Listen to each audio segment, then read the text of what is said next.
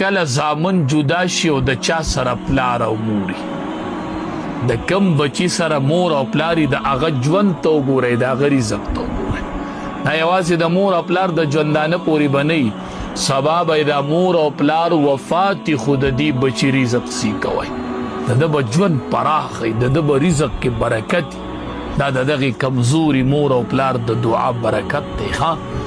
مور چې په کومو الفاظو دعا غواړي په هغې الفاظو الله قبلوي. امام بخاري رحمت الله علیه بخاري شریف لیکلی دی، څومره د احادیثو یو لوی کتاب لیکلی دی. دې په سترګو ړوند و، مور به دعا غوښتله الله زما د بچي نظر واپس کړي، الله زما د بچي نظر واپس کړي. خوب یې ولیدو، ابراهیم علیه السلام ورته وایي پاسه الله ستا دعا قبول کړل او د بچی نظر دې الله واپس. حدیث مبارک کې راځي د ټولو نظر قبلیدونکې دعا هغه ده چې کله پلار د بچی دپاره دعا وغواړي.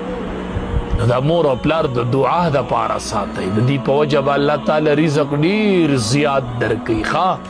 د دې په وجه رزق کمیږي نه. نبی علیہ السلام وینا ده چې تاسو ته رزق درکولی کیږي بضعفائکم، د دې کمزوري طبقې په وجه الله تاسو ته رزق درکوي. زه ورکوم ولا تقتلوا اولادکم،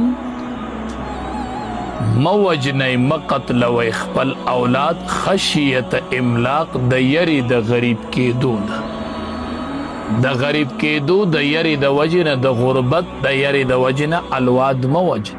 نحنو نرزقهم و ایاکم، مونږ رزق ورکو دی ته او تاسو ته. ان قتلهم کان خطئا کبیرا، بېشکه د دې وجل دا لویه ګناه ده.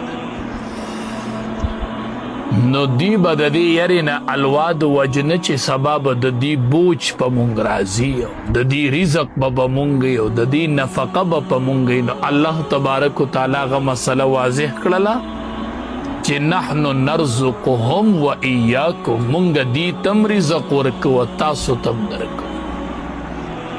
نو داسې به نه کوئ.